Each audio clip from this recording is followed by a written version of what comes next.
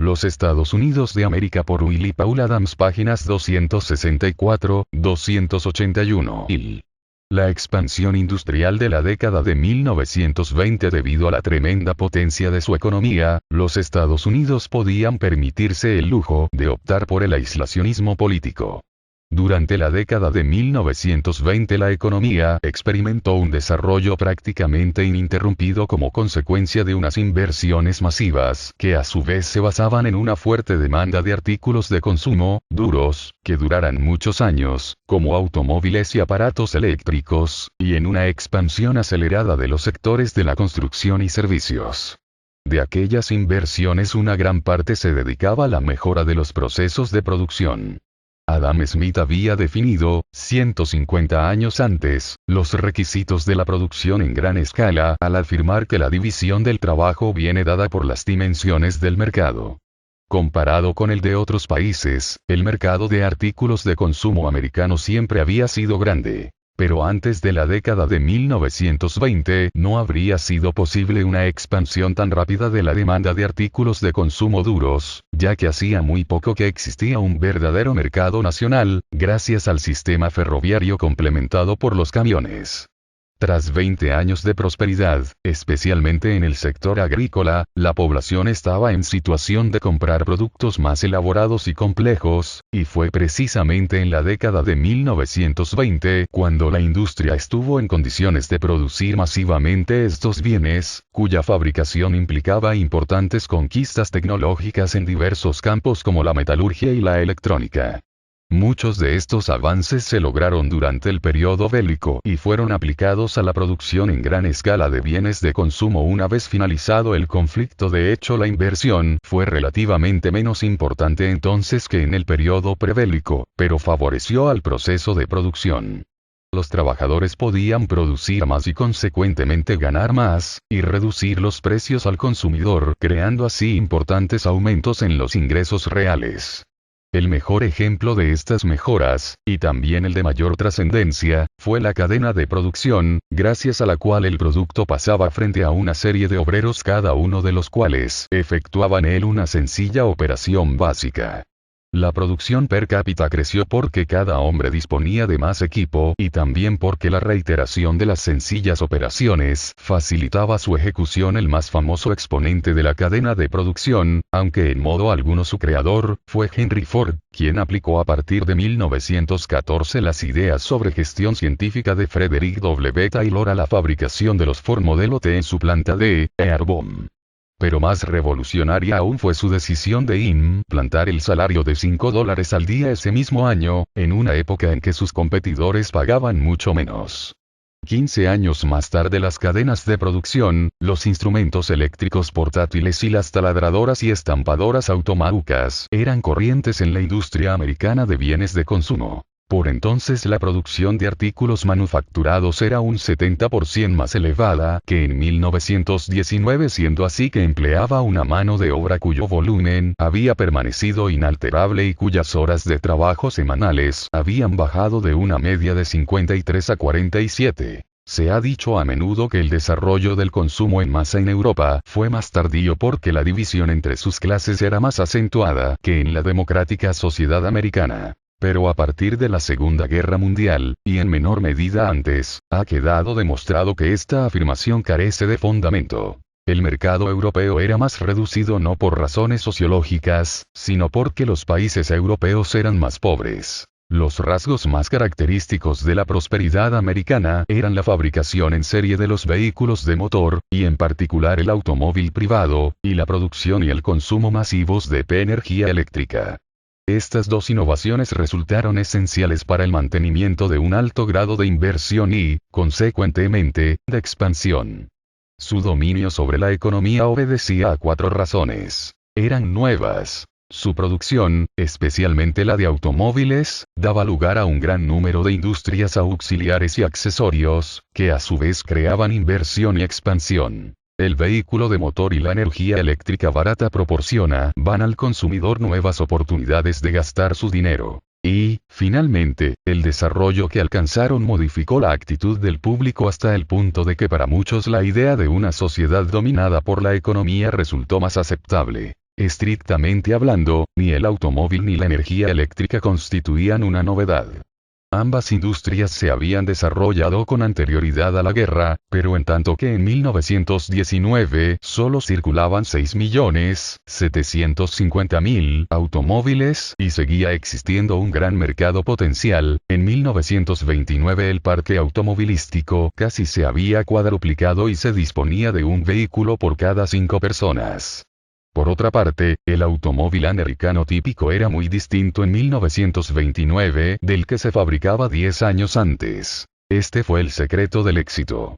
El automóvil satisfacía las cambiantes necesidades del consumidor y los antiguos modelos eran reemplazados antes de que expirara su vida técnica. Aquí radicaba en parte, pero solo en parte, la importancia de la publicidad. La publicidad experimentó una gran difusión debido a la introducción en Estados Unidos de los periódicos tabloides y a la radio.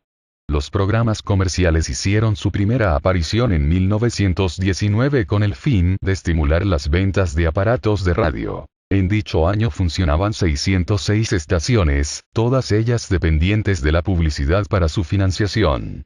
En un primer momento la publicidad se limitaba a suministrar información al consumidor sobre nuevos productos, como más naranjas, pero a medida que la economía se expansionaba y la competencia entre los grandes fabricantes crecía, aquella fue utilizada cada vez más como un dispositivo de diferenciación del mercado. Es decir, trataba de persuadir al consumidor de que productos exteriormente similares eran en realidad distintos.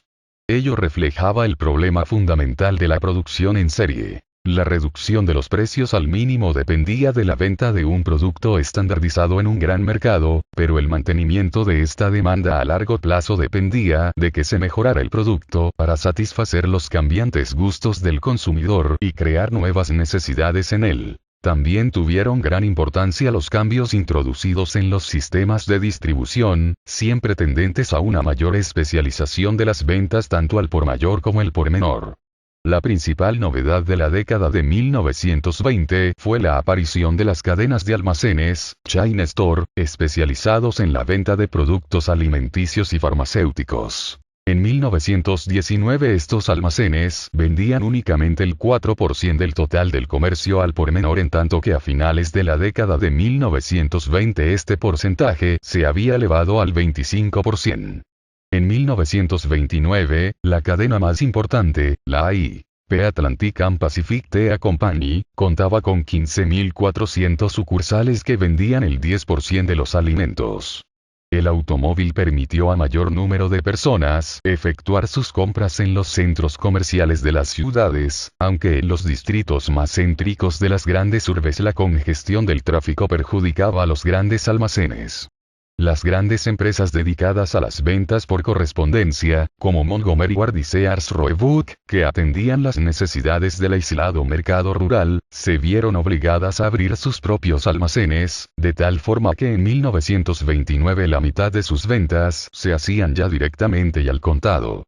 Una amplísima gama de productos, desde los cosméticos a los productos alimenticios y farmacéuticos, era vendida bajo marcas registradas, a menudo con el apoyo de una publicidad a escala nacional, lo que redundaba también en beneficio del pequeño minorista, el cual se beneficiaba de aquella promoción comercial. Estos minoristas estaban en muchas ocasiones en relación con mayoristas especializados mediante acuerdos voluntarios de cooperación, lo que explica que las grandes cadenas nunca pudieran aumentar su porcentaje de participación en las ventas al por menor por encima del 25% de su volumen total.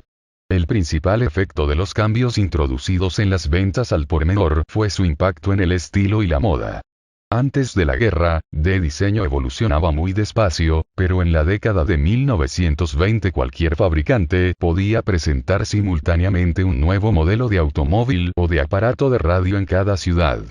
La mayoría de las industrias productoras de bienes de consumo estaba controlada por un pequeño número de grandes empresas, como Ford, General Motors y Chrysler, pero dado que las guerras de precios entre estas compañías resultaban ruinosas, pues cada una de ellas estaba en condiciones de llevar a las demás a la quiebra, su competencia en un régimen oligopolístico tendía a manifestarse más en la calidad que en los precios. De aquí que se insistiera cada vez más en el diseño.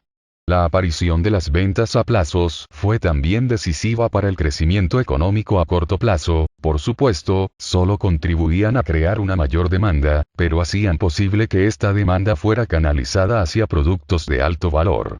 Las fábricas de automóviles, por ejemplo, utilizaron resueltamente este procedimiento, que a finales de la década representaba alrededor del 60% de las ventas totales de vehículos, así como el 75% de todas las ventas de muebles. Las ventas a plazos tuvieron un papel decisivo en el consumo de artículos duraderos, que hacían la vida más grata o acrecentaban el prestigio ante los vecinos. Pero la gran cantidad de morosos entre los compradores a plazos y beneficiarios de créditos en la década de 1920 hace sospechar que una buena parte de los compradores de los nuevos artículos de consumo no estaba en condiciones de permitírselo. El ejemplo de Henry Ford refleja perfectamente el proceso de conformación del mercado americano de consumo.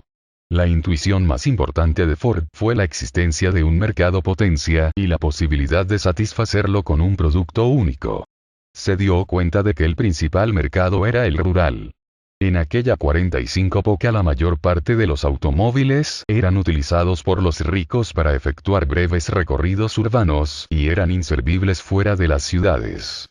Ford fabricó en 1909 un vehículo muy alto de ejes, lo que le hacía independiente de las carreteras, y que, gracias a las piezas de recambio que podían ser compradas en los almacenes de los pueblos o adquiridas por coneo, era uno también independiente de la presencia de mecánicos especializados. Los 2 años de su presentación, Ford fabricaba exclusivamente el modelo T, del cual se habían vendido millones de unidades en 1927. Ford se percató de que el automóvil podía reemplazar al caballo y a la carreta siempre que tuviera tantas aplicaciones como aquellos. El Ford Modelo T era solo un artículo de consumo los domingos, pero entre semanas se utilizaba para el transporte de las cosechas al mercado y realizaba muchas de las funciones del moderno tractor. Era, en definitiva, un factor de producción. A principios de la década de 1920 el mercado del automóvil había experimentado profundas modificaciones. Las principales ciudades estaban unidas por carreteras asfaltadas y rodeadas de unas residenciales suburbanas dependientes del automóvil.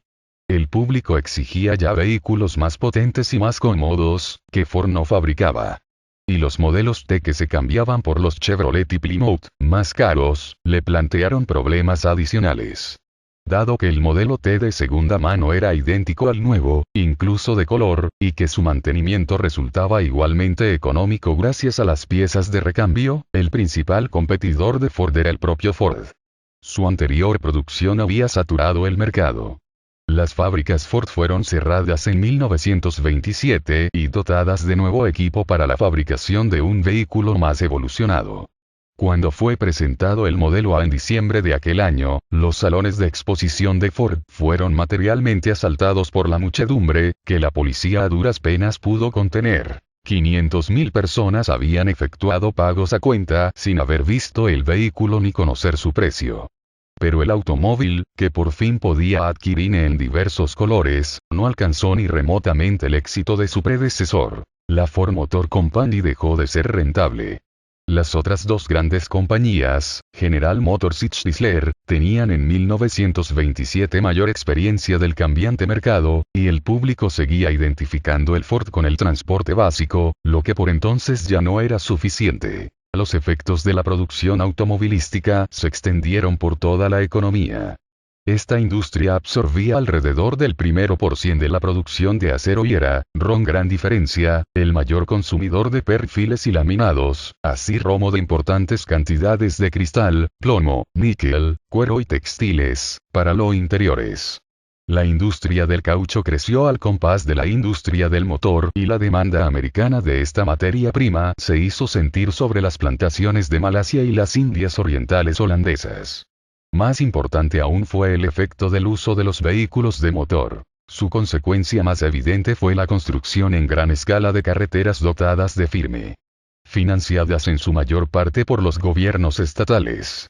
El gobierno federal también participó en esta actividad, presionado por los sectores interesados, como los fabricantes de cemento, por ejemplo. A partir de 1920 los ferrocarriles experimentaron un descenso en el número de pasajeros y, aun cuando sus ingresos por transporte de mercancías no disminuyeron, la carretera absorbió una creciente proporción del transporte de carga en general. Uno de los problemas con que tropezaban las compañías ferroviarias era que sus actividades estaban limitadas por leyes antimonopolistas del siglo XIX. Esto las situaba en condiciones de inferioridad con respecto a las empresas de transporte por carretera, que hasta 1935 carecieron por completo de reglamentación. El automóvil permitió a millones de personas huir de la congestión de la ciudad. La residencia suburbana, rodeada de jardín y a ser posible de árboles, pasó a ser otro importante artículo de consumo. Había que dotarla de energía eléctrica, aparato de radio, aspiradora, lavadora y, a finales de la década, nevera, lo que constituye una muestra adicional de la complementariedad entre la industria del automóvil y la eléctrica. Sobre el automóvil particular se levantó una nación de nómadas, a la que prestaba servicio en carretera una serie de nuevas industrias que iban de los puestos de venta de bocadillos de salchichas hasta los billares y los moteles. El sur de Florida, por ejemplo, fue una creación del vehículo de motor. Gozaba de un clima ideal y, a diferencia de la costa del oeste, podía alcanzarse fácilmente por carretera desde los núcleos de población del noroeste.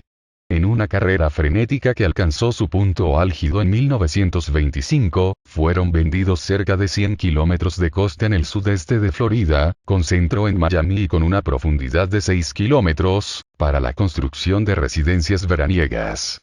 Las diferentes zonas fueron acondicionadas como lugares de recreo y bautizadas con nombres sugestivos tales como Hollywood Baysea o Coral Gables. Las parcelas eran vendidas tan pronto como llegaban al mercado, pero en su mayoría se adquirían para ser revendidas a la primera ocasión. El país gozaba de prosperidad y muchas personas, que solo disponían de medios de fortuna moderados, comenzaron a pensar que cualquiera que tuviera unas dotes y energías suficientes podía enriquecerse rápidamente. No estaban seguros, ni les importaba, de que Hollywood Baysea existiera o fuera solo un proyecto, ni tampoco de que su parcela en la playa se hallara en realidad bajo las aguas. La propiedad, que no había tenido que ser abonada necesariamente, pasaba de unas manos a otras a un precio cada vez más elevado. Lodo aquel tinglado presentaba unas características puramente especulativas cuya naturaleza había de repercutir sobre Wall Street en 1928 y 1929. En el invierno de 1925-1926 se produjo una inflexión de la demanda y cuando un huracán, de cuya amenaza nadie se acordaba, dejó a 50.000 personas sin hogar, el auge se vino abajo. Quien había vendido su tierra a $12 por acre a principios de 1925, viendo cómo era revendido sucesivamente hasta alcanzar un precio de $60, se encontró de pronto con que los distintos compradores eran insolventes, y la tierra volvía a sus manos invendida sin perjuicio de que sobre ella se levantaran casas a medio construir. No todo el mundo abandonó aquella zona, sin embargo, y Miami, que no existía en 1900 y que en 1920 era una ciudad prácticamente desconocida, con una población de 30.000 habitantes, contaba ya con 111.000 habitantes en 1930. En la prosperidad de la década de 1920 influyeron, por supuesto, otros factores aparte. La construcción de viviendas particulares hasta mediados de la década y de locales comerciales y naves industriales había alcanzado un gran desarrollo en 1928. Los factores que regían el mercado de la vivienda eran distintos de los que dominaban los restantes sectores de la economía. Las viviendas se construían a lo largo de ciclos bastante regulares de 15 a 20 años de duración, que no se ajustaban al ciclo económico. El motivo principal es que las viviendas perduran por lo que su demanda puede ser aplazada. En 1910, por ejemplo, una persona podía optar entre adquirir una nueva casa o reparar la suya, o dejar que se derrumbara poco a poco. Si compraba una nueva en 1920, dispondría entonces de 2 edificios. Pero el hecho de que comprara o no un nuevo automóvil en 1910 no afectaba al número de vehículos en circulación en 1920, ya que en esta fecha normalmente aquel estaría inservible. El de la vivienda es, pues, un mercado especulativo. Si las perspectivas son buenas, los constructores incrementan su producción hasta que el mercado se satura. La fuerte expansión experimentada por la construcción de viviendas en el periodo 1918-1925 fue provocada en parte por una elevada tasa de inmigración, con la que siempre estuvo estrechamente relacionada en Estados Unidos la política de la vivienda. Por un alto índice de constitución de familias en los núcleos urbanos, efecto secundario a su vez de la elevada tasa de inmigración de jóvenes adultos ocurrida unos 20 años antes, y por el debilitamiento del ritmo de construcción durante la guerra. La construcción de edificios comerciales evolucionó paralelamente a la expansión general y se mantuvo a un elevado ritmo a lo largo de la década.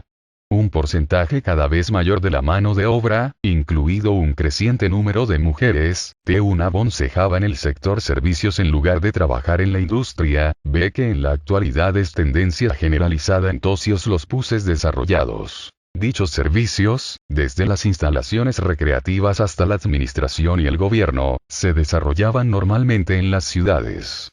En los Estados Unidos 5, lo más característico fue la expansión de los servicios financieros, porque la presión que ejercieron sobre los centros comerciales hizo que las ciudades crecieran hacia arriba.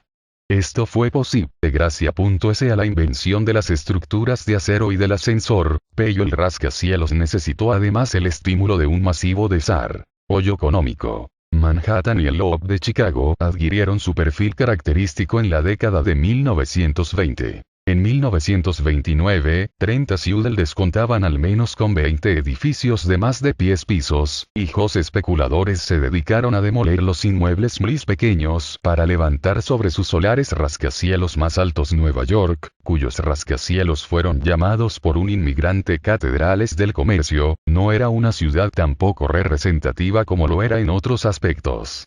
En la década de 1920 la población de todas las grandes ciudades creció a mayor ritmo que la población total, y las que crecían más lo harán a mayor velocidad que las de mayor crecimiento antes de la guerra. En el transcurso de la década, la población creció un 16%. Los habitantes de Nueva York pasaron de 5,6 millones a 6,9 millones. Los de Chicago, de 2,7 millones a 3,4, y los de Los Ángeles, de 0,6 millones a 1,2. Ello ocurrió a pesar de una tasa de inmigración mucho más baja, si bien los negros del sur comenzaron a desplazarse hacia los núcleos urbanos del norte al interrumpirse la inmigración durante la guerra. Tan solo durante la década de 1920 se desplazaron unos 600.000. Una corriente de signo contrario, que obedecía a razones similares, se produjo con el traslado de la industria textil de Nueva Inglaterra al sur, donde la mano de obra era barata. La década de 1920 fue la época dorada de la gran ciudad, con su centro y sus zonas residenciales suburbanas, y por primera vez la sociedad americana estuvo sometida a una cultura urbana, le gustara o no. El gobierno federal tuvo escasa participación directa en la prosperidad de aquellos años. Su volumen de gastos era allí bajo y no hizo intento alguno de fortalecer el empleo o la inversión. Pero tampoco había motivo para ello, y su propia inactividad favorecía a las empresas. Los exponentes auténticos del laissez-faire, es decir, 11 totalidad de los hombres de negocios, pensaban que ellos invertían su dinero de forma más productiva que el gobierno. Sin el más leve síntoma de progresismo en ninguna de las administraciones de la década de 1920, no resulta sorprendente que los presupuestos federales se cerraran con superávit, que la presión fiscal fuera débil y que a los hombres de negocios se les dejara tranquilos. Es cierto que las autoridades estatales y municipales gastaban a un ritmo sin precedentes, pero solo en sectores que estimulaban directamente el crecimiento económico, como las carreteras, de tal forma que los automóviles les proporcionaban una importante fuente de ingresos. La intervención del Estado en la economía revestía, sin embargo, la forma de aranceles aduaneros. En 1921 fue promulgada la Emergency Tariff Act en respuesta a las protestas de un pequeño número de industrias que, como la química, se habían apropiado de patentes alemanas durante la guerra y temían el retorno de la competencia alemana. Le siguió inmediatamente la Ley Forneinkumber, de 1922, que elevó al 33% la media de los derechos arancelarios sobre una amplia gama de productos manufacturados. Finalmente el presidente fue autorizado a modificar los aranceles con el fin de adecuar los costes de producción nacionales y extranjeros. Era esta una empresa prácticamente imposible, que solo llevaba aranceles más proteccionistas todavía. Se ha mantenido que la ley arancelaria de 1922 fue una condición indispensable de la prosperidad americana en la década de 1920 y un medio de preservar el nivel de vida del país frente a la barata mano de obra extranjera. Esta afirmación carece de todo fundamento. Con excepción de los tejidos de algodón, que era una industria en decadencia, no había ningún producto industrial de importación, ni prácticamente ningún producto agrícola o mineral, que pudiera ser vendido masivamente en el mercado americano. Los Estados Unidos eran, con diferencia, los productores de automóviles, energía eléctrica y bienes de consumo domésticos más baratos. No existía allí una inflación que hiciera subir los costes y facilitar el acceso de los productos extranjeros, y los servicios y las viviendas no podían ser importados. A finales de la década, incluso las industrias más recientes, como la química, podían valerse por sí mismas. De ahí que el arancel no pudo haber protegido a la economía americana. Su única función fue poner de manifiesto que el gobierno estaba de parte de los hombres de negocios. El crecimiento fue estimulado también por una política de créditos baratos.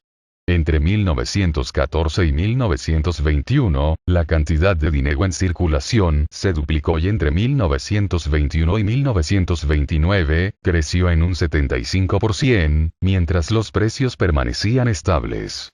Los tipos de interés fueron más bajos que antes de la guerra, en parte porque el gobierno no tenía necesidad de emitir empréstitos. Cuando Gran Bretaña volvió al patrón oro en 1925, Benjamin Strong, de la Federal Reserve Board, equivalente americano del Banco Central de Emisión, creado en 1913, llegó a un acuerdo privado con Montagu Norman, del Bank of England, para mantener los tipos de interés de Nueva York por debajo de los de Londres. Objetivo que logró con facilidad poniendo así de manifiesto el hecho de que los auténticos banqueros del Federal Reserve Bank tenían más influencia que los representantes del gobierno. El resultado más importante de la política de dinero barato fue que hizo posible la emisión de nuevas acciones y la especulación en el mercado inmobiliario. Las condiciones del mercado eran tales que, mediante la emisión de acciones, las compañías podían obtener más capital del que necesitaban. Estas emisiones eran financiadas por los bancos cuya competencia significaba que los excedentes de numerario de las empresas se mantenían en depósitos a plazo con interés. De este modo aquellas no dependían de los bancos para sus necesidades ordinarias y podían emplear los depósitos, constituidos con ayuda de los bancos, para adquirir valores de otras firmas y especular con ellos. La emisión de nuevas acciones no redundaba necesariamente, por supuesto, en una mayor eficacia. En el sector eléctrico, por ejemplo, fueron utilizadas para erigir pirámides de sociedades cuya misión consistía en dejar lo más sustancioso de los beneficios en manos de sus promotores. Pero no cabe duda de que una gran parte de esta febril actividad financiera contribuyó a estimular a la productividad, hasta que a finales de 1928 perdió el control de la situación, alterándose así el mercado. No cabe duda, además, de que, comparados con los llamados factores reales, los factores MSR netarios solamente pudieron influir marginalmente sobre la aparición y el mantenimiento de la prosperidad de la década de 1920, basada ante todo en el incremento masivo de la productividad industrial y en los efectos secundarios de las dos principales innovaciones del momento, el vehículo de motor y la energía eléctrica. También tuvo extraordinaria importancia la evidente capacidad de la economía americana para superar el ciclo económico. La única interrupción importante en el crecimiento sostenido de la economía desde antes de la Primera Guerra Mundial fue una breve recesión de 1920 a 1921, que obedeció a factores totalmente excepcionales. El auge económico de la posguerra, que se materializó en rápidas alzas de los costes y los precios, fue consecuencia de las constantes compras militares que se prolongaron hasta bien entrado 1919, y del desencadenamiento de la demanda. El hierro era fácil de conseguir y la demanda de productos americanos procedente de los países europeos seguía siendo elevada. Pero en la primavera de 1920 la situación cambió. la producción descendió y el desempleo creció.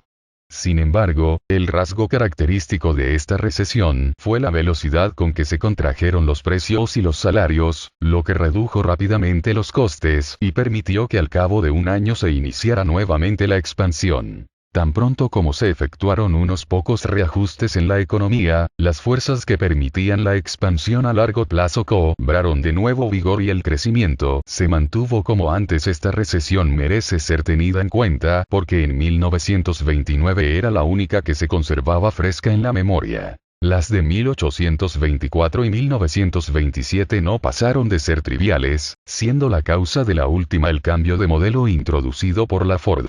Dado que en las décadas de 1870 y 1890 se habían producido importantes depresiones en América, véase Capitán 3000, y que la única que había tenido lugar en los últimos 20 años, muy breve por otra parte, había sido motivada por la guerra, resultaba muy difícil contradecir a los que en número cada vez mayor pensaban que la expansión de aquella década era un fenómeno permanente. A mayor abundamiento, los expertos económicos recordaban que las anteriores depresiones habían ido precedidas de alzas de precios, a medida que las empresas se veían obligadas a pagar cantidades crecientemente elevadas por las materias primas y la mano de obra cada vez más escasas. En la década de 1920, por el contrario, los precios no subían.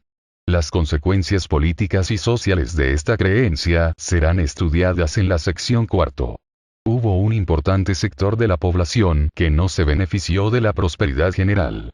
Estaba localizado en las zonas deprimidas de Nueva Inglaterra y de los Apalaches, donde la industria textil y las minas de carbón atravesaban por graves dificultades. Pero el mayor problema económico de la década de 1920 fue, con diferencia, que la agricultura no participó de la prosperidad industrial, fenómeno que ya se había producido con anterioridad. En el último cuarto del siglo XIX, la caída de los precios agrícolas llevó a muchos agricultores al convencimiento de que los ferrocarriles, los bancos, el patrón oro y de hecho cuanto tuviera alguna relación, por remota que fuera, con el no harán más que sustraer al agricultor aquellos ingresos a los que tenía derecho. En la década de 1920, los agricultores eran relativamente más pobres, pero entonces no existían víctimas propiciatorias a las que poder echar la culpa. Los precios agrícolas estaban cayendo en comparación con los de los productos industriales adquiridos a cambio, lo que no sucedía a finales del siglo XIX. Y el producto de reserva por excelencia de los agricultores, la propia tierra, iba perdiendo valor a lo largo de la década, lo que tampoco ocurría antes. El problema básico con que se enfrentaban los agricultores consistía en que resultaba más fácil aumentar la producción que restringirla. La mayoría de los productos eran cultivados por un gran número de agricultores, de tal forma que ninguno de ellos podía influir sobre su precio de venta. Frente a la caída de los precios, el agricultor reaccionaba a menudo produciendo más. Pero en la década de 1920 el consumo de productos alimenticios básicos, como el trigo y el maíz, aumentaba muy despacio y el ritmo de crecimiento de la población había experimentado también un considerable frenazo en comparación con el periodo de la preguerra. La caída de los precios no llevaba aparejadas unas ventas proporcionalmente mayores, ni el consumo de productos alimenticios básicos crecía con unos ingresos mayores. Es más, a medida que la gente prosperaba consumía menos pan e incluso menos carne. El estallido de la Primera Guerra Mundial contribuyó a exacerbar estos problemas.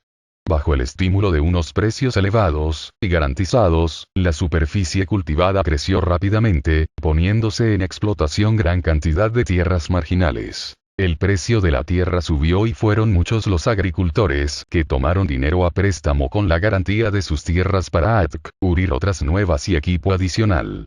En 1920 y 1921 finalizaron la garantía y el nivel de precios de la guerra, pero las deudas a plazo fijo contraídas durante el periodo bélico seguían en pie y gravitaron sobre muchos agricultores a lo largo de la década. También aumentaron los arrendamientos, ya que al ser ejecutadas las hipotecas algunos granjeros se convirtieron en arrendatarios de sus antiguas tierras.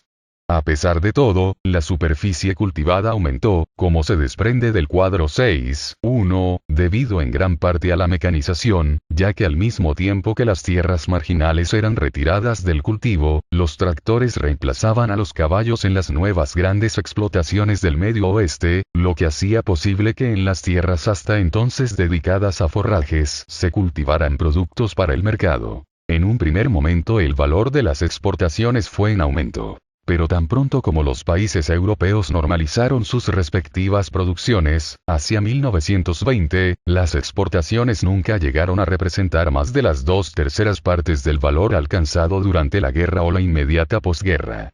Tampoco había posibilidad alguna de que se recuperaran, pues a los europeos les resultaba muy difícil hacer frente al pago de sus importaciones y además estaban protegiendo a sus propios agricultores.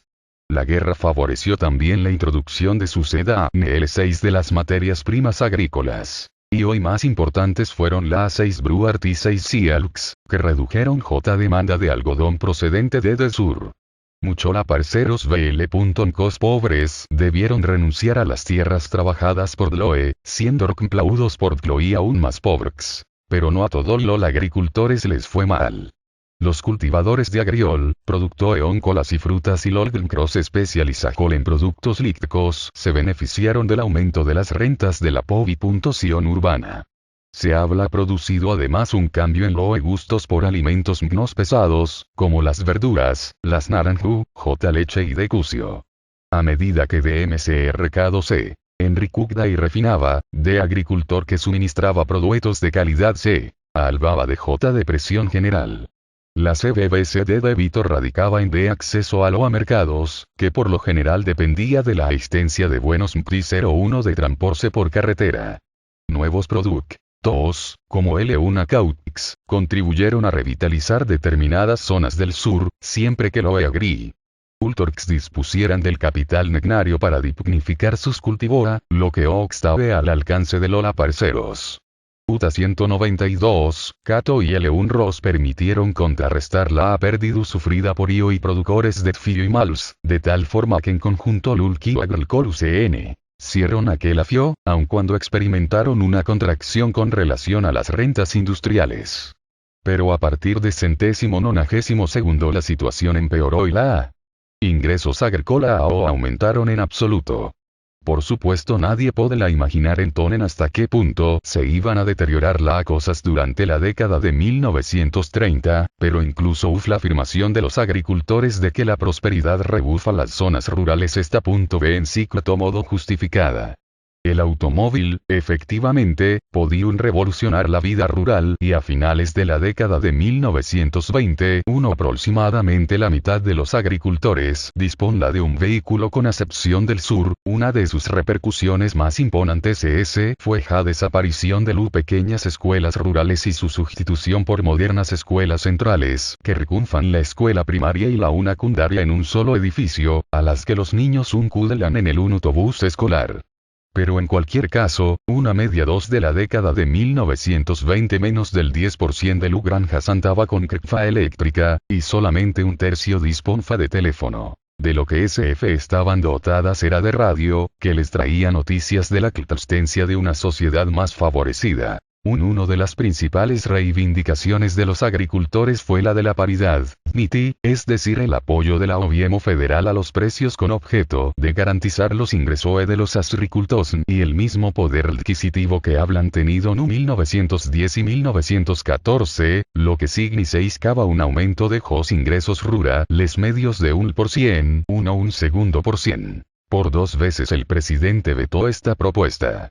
En todo caso la idea de la paridad era muy significativa, y que de todas las actividades en relativo a la agricultura fue la única que según Treviseis, pretender que su posición en la jerarquía económica se mantuviera artificialmente a nivel de su época más próspera.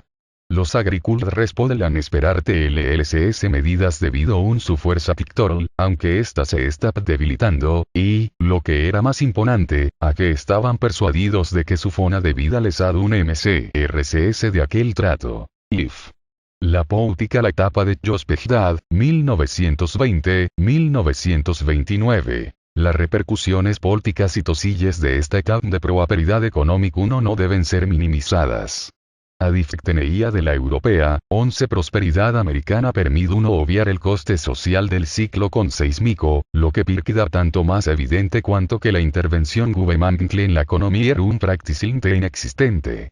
Ello explica el éxito de los republicanos, ya que se identificaba como el partido de los negocios, y por fin los negocios parecían ofrecer la igualdad de oportunidades para todos.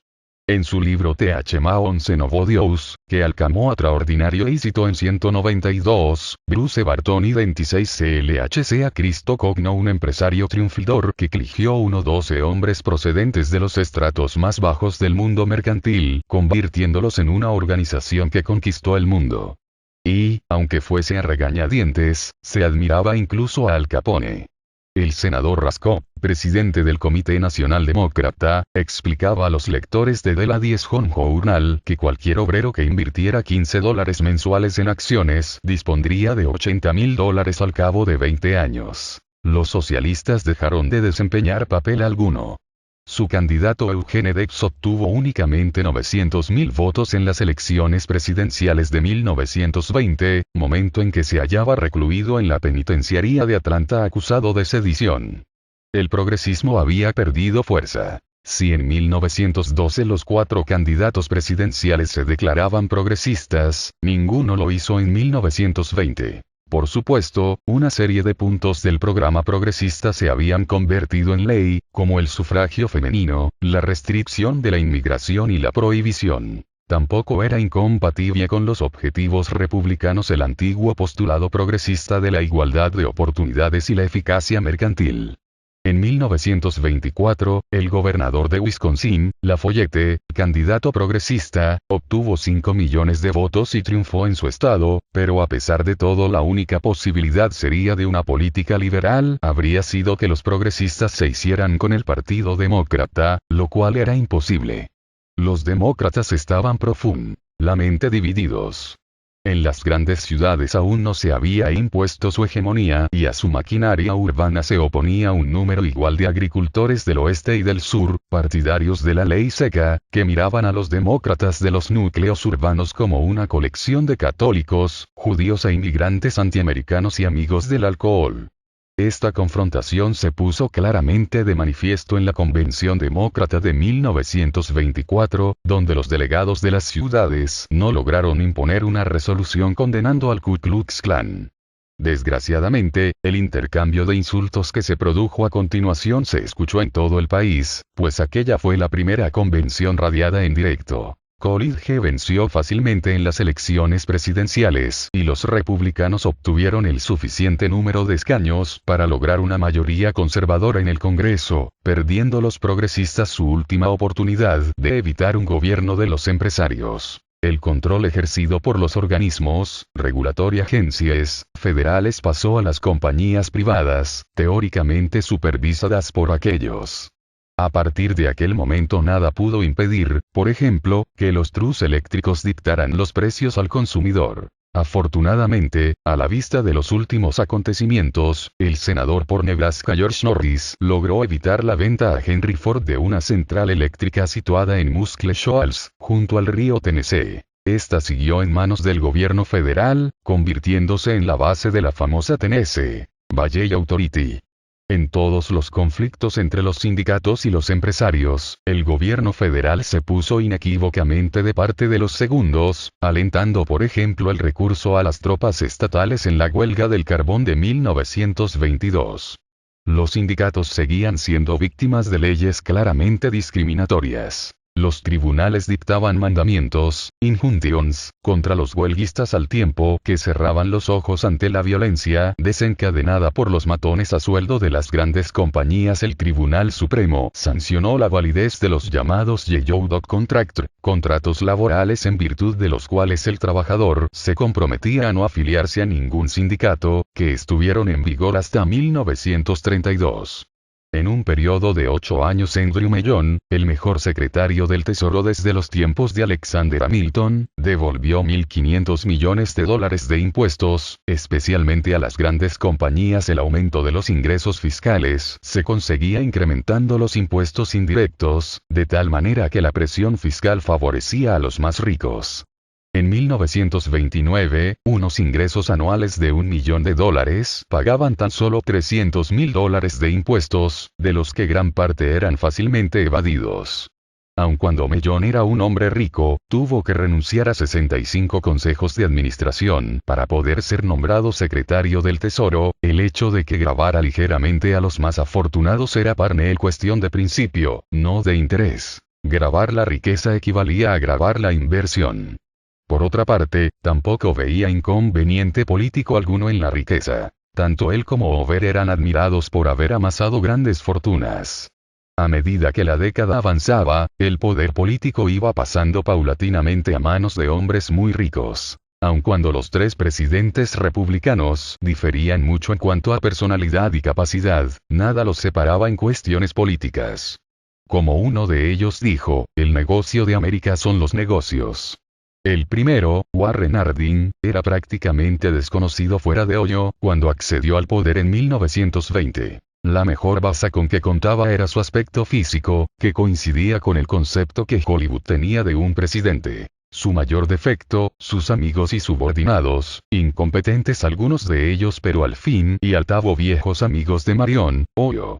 Resultó que entre ellos los había también corrompidos. En 1923 se supo que de la noche a la mañana el secretario del Interior Albert Fall, que ganaba $12.000 al año, había empezado a vivir fastuosamente en su rancho de Nuevo México, sobre el que durante 14 años no había estado en condiciones de pagar impuestos.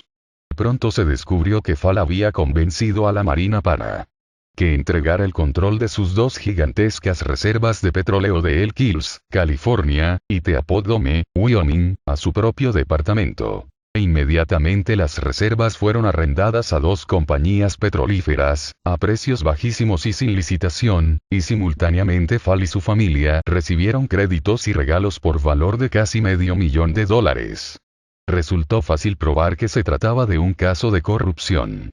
Fall fue encarcelado y los arrendamientos cancelados. El escándalo de Teapot Dome fue solo el más famoso de una larga serie. La Secretaría de Veteranos de Guerra permitía que sus amigos redactaran los contratos de construcción de hospitales. La dirección de la Oficina de Propiedades Extranjeras admitía el soborno cuando se trataba de acelerar la distribución de las propiedades alemanas confiscadas. Aun cuando estos escándalos estallaron únicamente tras su muerte, no cabe duda de que Harding conocía su existencia. Los culpables eran amigos suyos con quienes, a pesar de la ley seca, bebía y jugaba las cartas durante noches enteras, y a quienes daba frecuentemente testimonio de gran lealtad. Estos escándalos, sin embargo, no tuvieron gran repercusión pública. En general solo se censuraba abiertamente la corrupción de los funcionarios públicos. El hecho de que también admirados hombres de negocios estuvieran corrompidos y acabaran convirtiéndose en delincuentes, era algo que no se les echaba mucho en cara. El fallecimiento de Harding en 1923 llevó a la presidencia al austero y distante Calvin Coolidge. Hijo de un almacenista de Vermont, nacido en una época en que todavía se empleaba el guardapolvos en el campo, Coolidge en Washington era como el puritano en Babilonia. Pero no era un necio, ni mucho menos. La antigua tradición de esfuerzo individual que encarnaba era del todo compatible con las exigencias de la expansión económica en un periodo de prosperidad. El lema electoral de 1924, Keep Coolidge, era sinónimo de pocos cambios y de ningún aumento en los gastos federales, y en particular de que no habría apoyo alguno a los agricultores que, al igual que la industria, tendrían que valerse por sí mismos. Herbert Hoover, 1929-33, fue con mucho el más capaz de los tres presidentes republicanos. También de humilde extracción rural, siendo todavía joven amasó una fortuna y adquirió renombre internacional como ingeniero. Durante la Primera Guerra Mundial dirigió con extraordinario acierto la Organización de Ayuda a Bélgica y regresó de Versalles, donde había asesorado en las cuestiones económicas a la delegación americana, rodeado de considerable fama y de gran popularidad. Encarnaba el sueño americano de éxito de los capaces. Pero desaprovechó la oportunidad de ser nombrado candidato republicano al declarar públicamente que los demócratas no podían contar con él, abatiendo así sus triunfos antes de tiempo. De haberse convertido en presidente en 1920, lo que en cualquier caso habría sido una posibilidad remota, su probado genio burocrático y su internacionalismo le habrían convertido ciertamente en uno de los grandes presidentes de los tiempos de paz. Pero hubo de esperar hasta 1928, lo que, con Wall Street en pleno auge, parecía el momento ideal. Sin embargo, al cabo de un año la economía empezó a derrumbarse, y con ella su reputación.